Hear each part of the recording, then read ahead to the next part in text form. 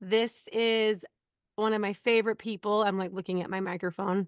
Got the special Rode mic here. I am talking to Jeff Meyer with Alpha Flow Athletics. He is a mental coach, mental like strength training coach who helps thousands of elite athletes, and not even just athletes. I mean, CEOs and who else has trained Oh, from moms. moms, obviously. Yes, that is why we're here. He is kind of the I've worked, backbone behind Gritty Mamas. I've worked with like heart surgeons. I've worked with nurses. I've worked with Holy government cow. agencies. So Wow. spread all around. Yeah, so it's mental coaching because all of us need that. We focus on the physical grit, the relational grit and spiritual grit, and then mental grit is like as long as your mind is right and you've got that like going for you, I feel like all the other ones fall into place. So tell them what it is that you do, Jeff. Like, what is your job? What do you help people to do? So I think, and we're definitely going to talk about it, coming, over the however long we decide to do this. But I think one of the things that is so important for an athlete is we talk about flow state, and that's when you perform your best and you feel your best. Simply put, and everybody can get into flow. A gardener, a bricklayer, a doctor, you and I, we can all get it. It doesn't have to be strictly athletics. Now, they started studying athletes because, especially, like skiers and, where there's life threatening, you Yeah, tend to focus more and you drop into that state faster. yeah, And so now there's enough science behind it now that says, okay, now we can maybe train these. There's a cycle, 4 phases, and then there's also you get to a point where there's triggers, these little triggers on how you get into flow state. And so that's kind of what I do. I think the most important thing is athletes never think of their mind when they work out. mm, It's always about their body. mm-hmm. Always, how do I develop skill? And the thing that I don't really get is your skill is here. Your skill isn't your muscles. I always tell a story with, athletes. It's like, well, if I pulled your brain out, what kind of athlete will you be? Yeah, You got limp body part. That's you're yeah, not any good. So everything is here, but we always think we gotta, right, you know, right. train, and so Well, how does one become a mental coach? Like, what kind of training do you have to, what makes you so confident? You know what I mean? In the fact that you can train somebody mentally when you are having a bad day. You know what I mean? Or are they yeah. allowed to have, no, of course they're allowed, but like, is that an excuse anymore? Is athletes having a bad day? Or can you control that? Well, yeah, it's a lot up to you. With the way I reach this. So I've told you my little story. I'll make it real short. But when I was in high school, we were playing our crosstown rival in basketball, and I got fouled with 4 seconds left on the clock, and I could shoot the ball. So I was like really confident. It's like, give me the ball. I'm ready to tie this game. We were down by 2 points. My first shot, nothing but the bottom of the net. The opposing coach calls a timeout. We walk back to our bench, and my coach says, okay, when Jeff makes this next shot, this is what we're going to do. And then he said the dreaded, if Jeff misses this, this is what we're going to do. The only word I heard was miss out of the whole conversation. That's all I could focus on was miss, miss, miss. And then in kind of sports psychology, we call this ants, automatic negative thoughts. Mm, And these automatic negative thoughts pop up at the worst possible time. And so when I was walking in another book that I'm writing, it's called the chapter is called 38 Steps, and that was the steps it took me. I actually went back to my high school from the bench to the foul line, and in those 38 steps, my brain went nuts. It's like I looked up in the sands and there's a really cute girl that I was trying to impress. And I'm like, oh, if I choke in front of her, it's going to be so embarrassing. That, think about your teammates and my mom and dad were there. And it was at their gym, the crosstown rival. It was packed, sold out, So all these people, and I can hear people like, "You suck, you're too short, choke." It was all that. It was all that kind of stuff. And so by the time I got up to the line, I had I had so much negative thoughts, those ants, that you can actually think yourself and to be nervous. Mm. And so I remember it was so crazy. I remember bringing the ball up and my hand was like this. And I let go of luckily it hit the front of it didn't go in. I missed, but it could have been an air ball, which would have been worse. Yeah. I kind of hit the rim. But from that point, Julie, that's over the next 40 years. It was that point. I'm like, I was a great shooter, and it didn't matter how great I was if I couldn't control this and my emotions. Mm. Nobody had ever taught me how to do that, ever. So if you were training someone like you in that very moment, what would you have told them to do? Well, first of all, I would go back and talk to the coach and say, don't say that word. Mm. If I had to make a game plan on a negative thing, I would maybe pull a player away so I could tell the rest of the team and not him. Interesting. His mind, great. But what I give athletes and parents and whoever tools to deal with that stuff. First of all, I didn't recognize that I was doing it until it was way too late, Yeah. until I was shaken. And I remember my jersey. My heart was like boom, boom, boom, boom. I could see it on my jersey. Oh my gosh. It was just like it was nuts. It's like this Terror. whole. It was like I was possessed. It's like I was possessed. Somebody took over my body. Which was just crazy. But as I now that I've learned so much, and then just so my background, I got my bachelor's degrees in social psychological kinesiology. So I studied the psychology and then the social psychology of sports, things like, and then kinesiology, which your muscles, body movement, stuff like that. And then I got my master's in pedagogy, which is teaching with an emphasis on sports psychology. They didn't have the master's program at the time that went because it was a long time ago when I got my Like I've degree. heard of pedagogy. I would have said pedagogy. So, So okay, so you would have talked to the coach and then what? What would you and have then told the athlete? so I would build plans for certain situations to help. First of all, you have to notice. You've got to notice. And I tell a little story that you know what the Royal Guard is, right? Yeah. Those dudes, right? I spoke at a big conference. And I actually have those big beaver caps. Really? Beaver hats. Yeah, I bought them so I could put them on kids so that they could see what it looks like. Yeah. They're standing there. They're and it's funny because they just think they're dudes that just stand there. They're not. They're highly trained. They're like Navy SEALs kind of. They're highly trained people. And their job is to let the right people in and keep all the bad people out. And we have to think of our brain like that. We Mm, can't trash in because you let trash in, guess what happens? Trash out. mm, That's so I think the first thing that I could teach any athlete that would help in any person is what are you thinking? Most people we don't even know. We just go along with it. We think 60 to 70,000 thoughts a day. And the science behind it kind of says like 77% of it's negative, self defeating, and doesn't do us any good. jeez. And if you're a perfectionist, if you're an athlete where you're taught to always look at the negative to try to get better, I mean, that's through the roof, Yeah.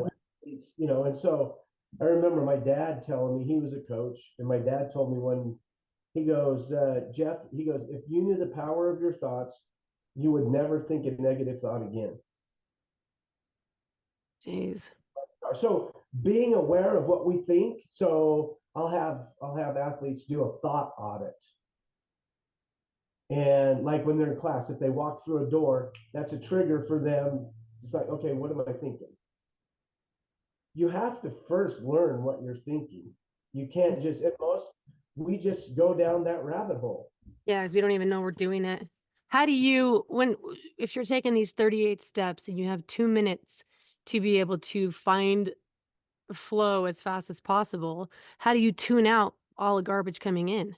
Yeah. So first of all, if I could go back, okay, I'll dissect this. So that if I could go back and say what I know now, first of all, I would be aware of my thoughts. Very first thing. And I could have easily dealt with that, the coach said missed. Yeah. See, I just grabbed onto that word and that's all I thought about. Yeah. Being aware of it. And now I say, okay, that's not serving me, that word. And then I have athletes or parents or, whoever, I have them build power phrases.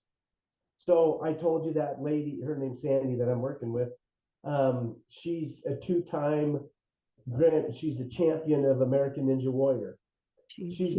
She's the first mom that's won it. She's a national judo champion. She played basketball at Gonzaga. She is a very elite athlete. I mean, it's crazy. And I taught her this one thing, and she said, I can't believe how this has changed the way I perform. Just this one thing, to have a power phrase. And her power phrase is, Sandy, you were made for this. Mm, I like So that. when she stands up, right, getting ready to race, she's feeding her. We never think about feeding our brain. It's like you feed it with trash or you feed it with good stuff. Yeah. Right? So why would we feed it with trash? And she goes, it's amazing to me now that I know more about this, how much trash I was throwing at my brain. I mean, and that's like not even including the thoughts we think, but the music you listen to, the movies that you watch, the books that you're reading, the amount of swearing that you might be like, surrounded by. Yeah. S- We're That's all it's all recording. yeah. You don't even have to be paying attention to it. It's always recording, it's always on, and it's like, what are we gonna let in? So what would have been your power phrase during those 38 steps? I'm a stud. I don't I'd have to I'm a stud. I'm a stud. I don't know. But it wouldn't have been, oh, there's that cute girl, I'm gonna choke. Yeah. I guarantee you that, What happened when what I happened when you missed? what's that? What happened when you missed? Oh, everybody, because we were at the opposing gym, they went nuts. It was the worst. I went home and I jumped. I was so mad. I jumped up. They have in kind of older homes, they had the ceiling tiles that were like they weren't very durable or hard. Yeah. And I got so mad. I jumped up and I punched a hole through the ceiling. It was, that's the way 17-year-old boys deal with stuff. Yes. You had to get the garbage out. So yeah, right, yeah. But if I would have known, first of all, if I would have known that I was thinking that way, then I could have stopped it, right? I just reset. It's like, okay, that's not true. I'm a phenomenal foul shooter. Yeah. It's like this is if there was any, I would much rather be at the line than anywhere else. My coach told me how I was not a great defender, and he told me that all the time. Yeah. But maybe the way that he talked to me about defense, that's what I proved to be. Right. He knew I could shoot, and so that's why I played, is because I could shoot. But I look at it and I just think, okay, now let's figure out, for moms, just think of your thought process throughout the day. And Julie, I know with you, I mean, how long have we worked together now? Yeah. Several months, maybe 9 months. Way What? more than that, I think. Is it? Has it been a year? When did I come out for your book signing, your book deal? Oh gosh. It's Yeah. been it's been Yeah. almost a Holy year. cow. Yeah, that was last May, the May of 2023. Yeah, so and that's where we kind of Yeah. first, you know. And so, but I think, and it's like, look what you feed your brain every day. Yeah. Most people, they don't understand that the thoughts we think releases chemicals that make us feel that way. Mm. So I actually thought myself nervous. Yeah. And, you know, I had no idea that I was doing it. But what if you know, if you wake up and say, man, this day's going to suck, here, and I can imagine, Julie, you're fighting this all the time. You have to fight it Yeah. because of what you have to do every day. Yeah. That can be, there's not a lot of women that would do what you're doing. Yeah. It's exhausting for sure. And it does. It takes me like I have to almost really think about what kind of day that I want to have. Because if I just let the day run its course, then it's like you're having, like you said, it's you're exercising your brain muscles. And we don't think we have to do that because the brain just works like your heart, but you have to exercise your heart to be healthy. But when you don't, your heart's working just the same, but you don't see the inner rotting or you don't see the inner blood flow declining or whatever because we can't see it. It was like when Xander had his appendix out, he was throwing up so much and so violently um, that after the surgery, he was in so much pain, like right here, that I thought it was all the bubbles from, filling his stomach full of air for the surgery. Well, really what it was his esophagitis. His esophagus, like the lining of everything right here was like Oh, shredded, because shredded from so much puke. Yeah, and the acid, and it was just over and over and over again and violent, and then there's nothing left to barf, but he's puking up bile or whatever, the acid, stomach acid. So this inside was shredded, but you can't see it. So you can't see the decline of your brain and you can't see the decline of your arteries and all those things. And we just think that they're just going to work because they always have. You don't have to exercise something that we can't, see, but you can see physically your biceps growing and your pec muscles growing and your delts. We don't out of sight, out of mind, kind of. I always thought it's like it's exactly what you say. I always thought if a guy knew how important his brain was when he was, because men in the at the club, Yeah. they're flexing all the time. It's like I wonder if you could walk by and flex your brain. Yeah. Seriously. It Like seems that muscle. that we get more love for what I do. Yeah. Yeah. So does the brain it's not that it actually gets bigger, but are we somehow unlocking like empty chambers of it? You know what I mean? Are you able to unlock more of your brain's capacity? Yeah, so yeah, I mean it's called neuroplasticity, which just means you're able to develop more matter, Mm. and so there's stuff in our brain that's called myelin, Yeah. and they're finding Myelin out, sheath. yeah, so and then in your brain it's wrapped around neuron, and they're finding out that really talented athletes have more myelin than just the average Joe. Mm. And they're thinking that that's like, say, your iPhone cord, the plastic of your Yeah. charge cable. Yeah. That myelin is like that plastic, which fires, to the muscles faster. And they say it could be from like 60 miles an hour to 200 miles an hour. That's so the elite athletes, they fire fast. Interesting. And so building that myelin. So we always think of food as what's good for our body, but it's like more importantly, what's good for your brain. Yeah. All the athletes I have, it's like we should be eating avocado every day. That's really great fat for our brain. Blueberries, Yeah. stuff like That's why, that. like, yeah, when we're pregnant and we're going to all these OBGYN appointments, they're telling us to take the DHA supplement, which is for your brain health. Mm-hmm. And it's like, I can't really comprehend that. What is brain health? You know what I'm saying? Like, what is it that's So here I'll show you. So okay? I worked with the guy. Well, I haven't worked with him personally, but he taught me, and he has a program that I went through to get certified. Yeah. But I'll show you what brain health looks like. This is you're gonna be great. This I posted something a while back on my Instagram, but we don't ever think of brain health. No. And let me tell you, Julie, when you get a little older, like me, I'm not quite.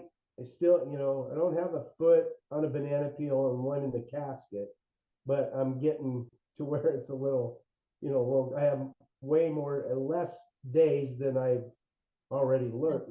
Yeah. That's for sure. But I want to show you what this, because it's crazy. So this is called a SPEC scan, And we don't. So here it is right here. So this is what, now that this is really about blood flow, this is what a healthy brain looks like. Yeah. Okay, so it's not really the color, it's you see all the, kind of the, Wrinkles. Looks like the top of a tooth. yeah, kind of. And then this is what a 12-year NFL player's brain looks like. Jeez. Is it like cavities and Oh, it's not, it's the blood flow is not getting to certain areas, so it's not communicating. And so you look at NFL players, when they retire, they struggle a lot with brain health issues. oh my gosh. Which You- what affects whatever part of the brain has doesn't have as much blood flow? Yeah, so it just depends on Dr. Amen did the biggest study in the NFL and found that, it is not a great sport for your brain. Holy cow. But we never think about the health of our brain. No, and that's probably why football players have had so many concussions and then like beat up their wives while they're sleeping and they don't even know they're doing it. Yeah. And you look at suicide for NFL players, it's pretty, matter of fact, what's his name? He played for San Diego. He left a note that said he shot himself in the heart, and he left a note that said, "Study my brain." Oh my gosh. And did they? So I would imagine somebody's How long ago was that? no, probably 5, 6 years ago, 7 years ago, something like that. Jeez. You know, So in terms of mothers, we need the fast firing neurons and synapses because we are thinking at a moment's notice trying to pick up a kid from there, but oh, I've got this other kid at home that's sick and I have to go pick up dinner or make dinner and finish the laundry up. I mean, it's constant firing, it's constant overload, which also, puts stress on the nervous system, which helps you grow, but then you get to overwhelm. And I think that's one of the things we're going to be talking about a lot on here is how mothers specifically can handle all of life's throws at them, all of the overwhelm, the burden of motherhood, of thinking about bad or not birthday invites and Christmas presents and the arguing family members and the dog and going to the vet and getting the well check for the kids and getting the PTA involvement. Like it's just it's never ending. And so if we can learn the mental strategies that you teach these elite athletes, like who's to say we can't be firing and in our own flow state of motherhood? You think it's possible? oh, no, it's totally possible. There's a book, Mihai Csikszentmihalyi is kind of the godfather of flow, and Mm, he interviewed, I think it was over 30,000 people. No, don't quote me. I think that's what it was. But a huge, huge study over many years. He was a professor at University of Chicago, and he wrote a book called Flow.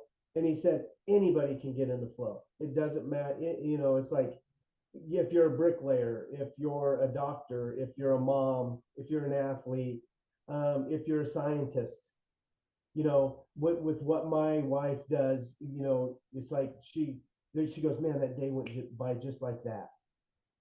yeah, She's so focused in what she's doing, and right. that's one of the signs of flow is time dilation. It kind of slows down or speeds up, depends on the Interesting. situation. Yeah, so if someone was to ask you to explain to me in 30 seconds, how do you get into flow state? Yeah, Well, well, I have um, I have a manual about that big that teaches you how to do it. So so it's there's like over time.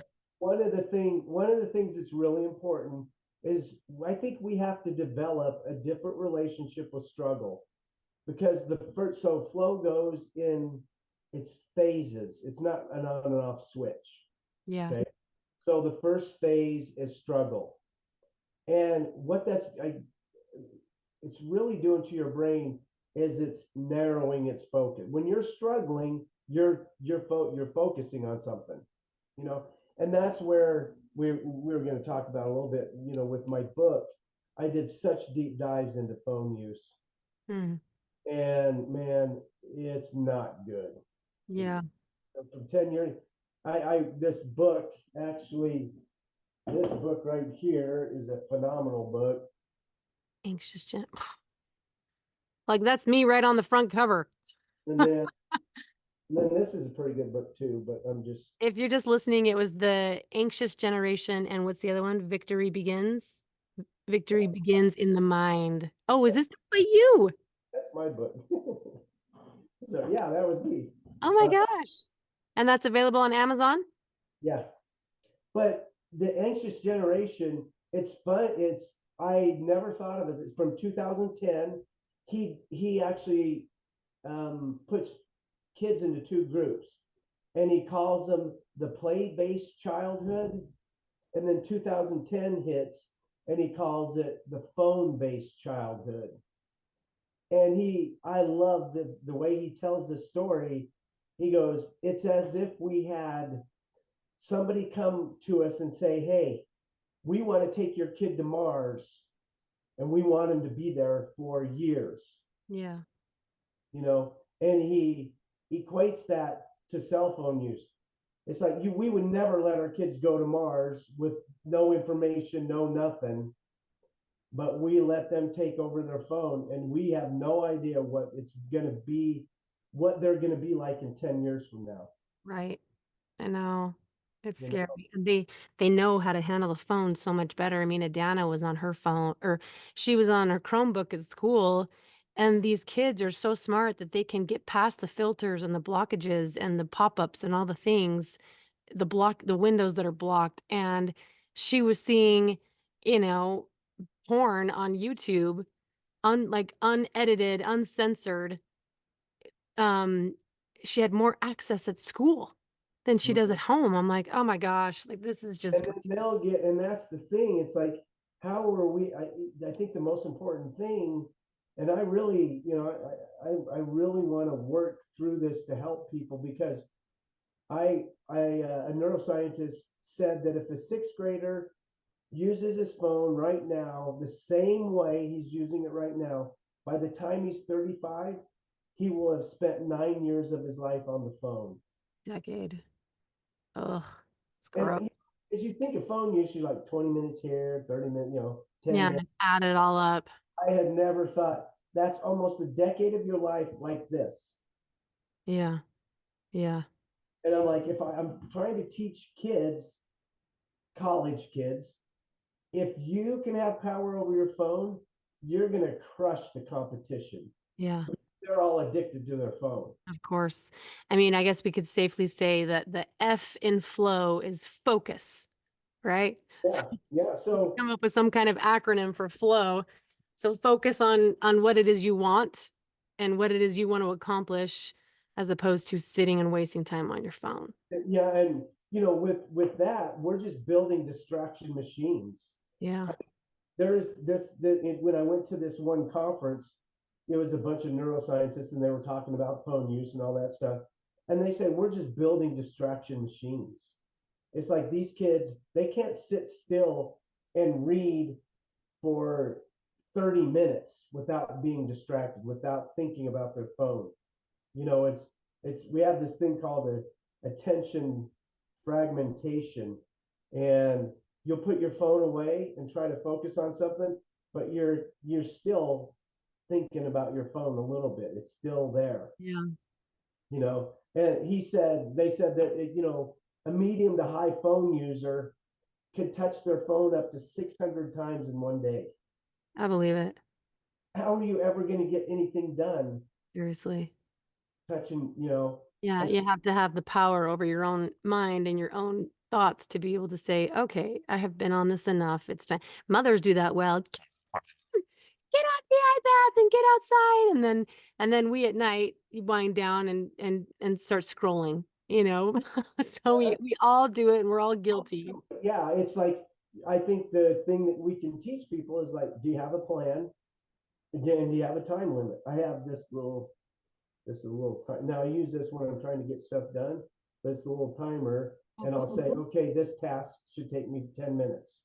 I'll set it for 10 minutes, and then I just turn everything off and I try to focus and get that thing done. Where'd you get the timer?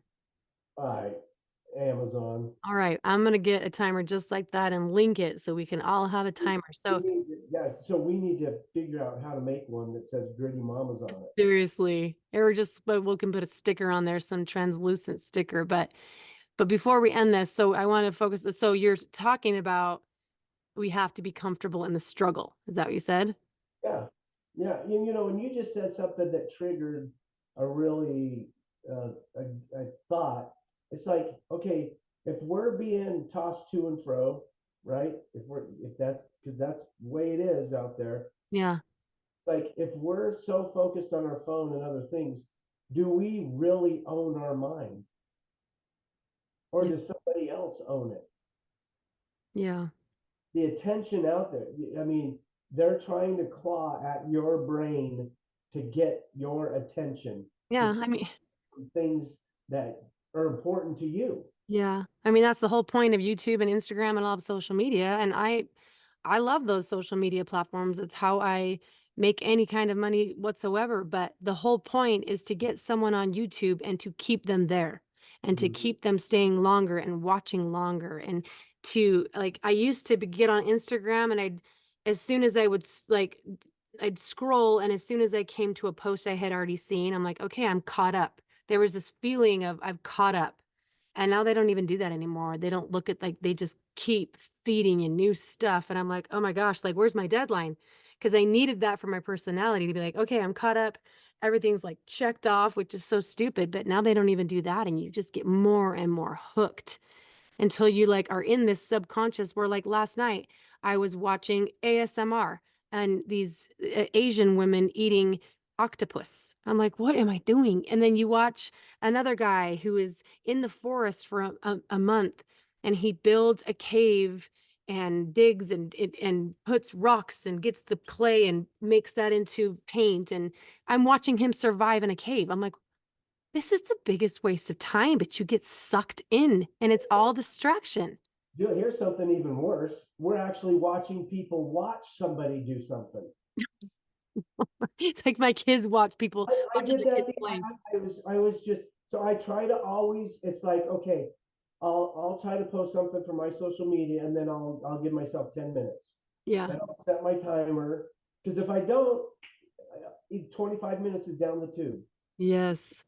and that's not helping me. Yeah. I saw something, and I'm like, I'm actually watching a guy. His channel is watching another guy do something, and I'm like, how lazy can you be? Yeah. You could be the guy. Yeah. Yeah, it's like, and I'm thinking, I mean, where does this take us? And if you look at kids, I had one athlete that this kind of hit me hard. She was struggling with it. She was struggling with getting off her phone and comparison and that all that stuff. And she goes, I know when I use it too much, I feel numb. Mm. Yeah. And that's not a good feeling. That makes total sense. So for all of you watching out there, this is going to be a continuing process of learning mental toughness, which will apply to all aspects of our lives. So we're going to say F in flow is for focus and to be comfortable in the struggle. A friend of mine says getting in the suck box, like get comfortable sucking with something, you know? And then what was the other thing you were mentioning about gritty mamas? I can't remember now, but any last, oh, what was it? It's coming to me, the power phrase, that's what it was. So that's Yeah, something that we can like challenge all of you to come up with is your own power phrase. I've collected a whole bunch of them, Oh, awesome. so we'll post them. Okay. Oh, Yeah. that's something we could just start posting power phrases Power phrases. for moms. It's like, Yeah. oh, I connect with that one. Yeah. And you can even like have a power phrase for the week or something or for the month and just Well, focus. Harvard did a big study on what's called the power stance. Yeah. It actually changes your physiology, which is, Mm, um, but you just stand there like Superman or Superwoman with your hands on your hips for 2 minutes, and still unstoppable. you start feeling unstoppable. So I'll have athletes do that and stare at a mirror and stare at themselves. And it's crazy. They're like, I feel like I'm I'm unstoppable. But as a mom, when you guys look in the mirror, you're picking yourselves apart. Oh yeah, You're not looking at your strengths. totally. So if you look in the mirror as in seeing a beautifully strong, vibrant woman, Yeah, forget about it. you Yeah. We're guys are, just seeing the flaws on our face, the sagginess, the wrinkles, the I am and then yeah, you rip yourself to shreds. it's funny how guys we don't. I'm like, I never. I'm like, yeah, yeah, that's me. It's like, but whatever. I'm never. And Yeah. it's funny. My wife, we were talking the other day, and for somehow she got on this, and I can't remember what we were talking about, but she started naming good qualities of me. We got home from church, and maybe it was a lesson or something like that. But and she's like this and this and this, and then about nine or tenth one, she goes, "You're cute." It was like down nine or Yeah. 10. Was your actual looks. Yeah. So it's like, yeah, I know where I'm standing, on the Tom Selleck scale. I know where I'm at. Tom's scale. But you look at it, it's like, how great would it be to look in the mirror and start picking out really great things about you Yeah. instead of all what we typically do. Right. Just ripping ourselves apart. Okay, So well, stay tuned for more of this. Let's pick our power phrase, focus on what we want to accomplish, get comfortable in the struggle, and pick some nice things about yourself when you look in the mirror. yeah, look at some, and we started a long time ago, with the showers. Yeah. That's a good way to get uncomfortable. It's Yeah. not terribly hard, but it is. Yeah, it The sucks. more you can get in the struggle, that's the first part of flow. And that, if you struggle long enough, if you can stay focused long enough, that's what drops you in to release is the other, and then there's flow, and then there's recovery. Those are the four different. And so the more you can go through this cycle, you'll find out your life seems better, happier. Yeah. Flow is such a great feeling. Yeah. We've had days where it's like, I just crushed it. Yeah. Yeah. Yeah. And That's you feel like that, yeah, feeling like that especially in really society. makes you a better mom.